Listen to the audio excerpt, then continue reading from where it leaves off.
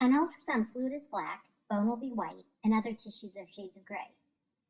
This is the patient's bladder, and the fetal head is down near the cervix.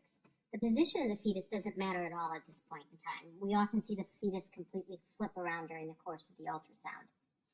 The placenta is on the front side of the uterus. We want to look at that location relative to the cervix. But this early in pregnancy, even if it is low, there's a good chance it'll move higher later in pregnancy. This is the umbilical cord connecting to the placenta. We check to make sure the attachment is normal. When we look closely at the umbilical cord, we'll see 2 small black circles and 1 black stripe. Those are the 3 blood vessels in the cord, which is the correct number to have. We want to look closely at some structures inside the brain. The bright area here is the choroid plexus, the part of the brain that makes spinal fluid. This black area next to it is the collection of spinal fluid in the brain. We measure it to make sure there isn't hydrocephaly or too much fluid in the brain. We also look at this structure in the back of the brain, the cerebellum. It looks like 2 balls stacked on top of each other. For years, all we did was measure it for growth, but we now know the shape may be changed if the baby has a neural tube defect. So looking at this area helps us detect spina bifida. In this view, we also measure the thickness of the skin at the back of the neck. It can be increased in some chromosome abnormalities like Down syndrome. Here we're looking directly at the face, which looks more like a skull. There just isn't much fat yet on the face. Within the eye socket, you can see something that looks like a bubble. It's the lens of the eye. We also want to look at the lips and nose, which are behind the baby's hands.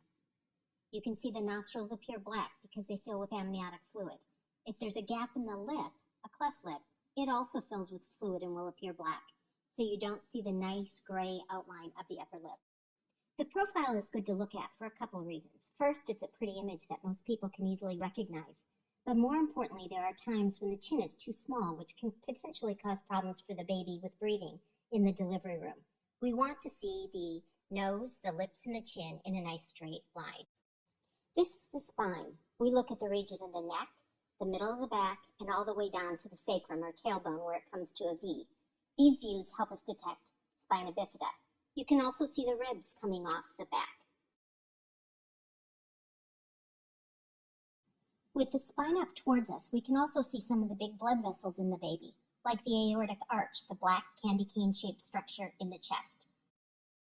The heart is one of the most important organs that we look at during an ultrasound. It appears black because blood inside the fetus is really just another kind of fluid. That allows us to see the 4 chambers of the heart valves opening and closing, and the blood vessels leaving the heart. There's a hole here between the right and left sides of the heart. It allows oxygenated blood to take a shortcut from the right side of the heart to the left side and bypass the lungs since oxygen is being provided through the umbilical cord. That hole will close after a baby is born. These colors represent blood flow in the heart and help us to see that both sides of the heart have developed normally and are being filled with blood. The kidneys sit next to the spine and are hard for me to point out to people and show them that they're normal.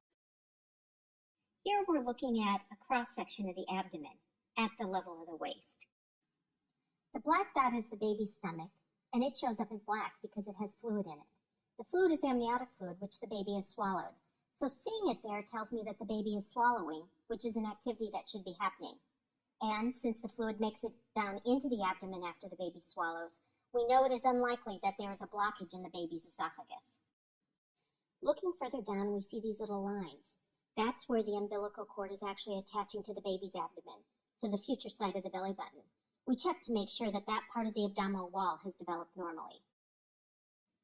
And finally, all the way down in the baby's pelvis, we see another black dot, which is the baby's bladder. That tells us that the kidneys, which earlier we saw appear normal, are functioning and producing urine.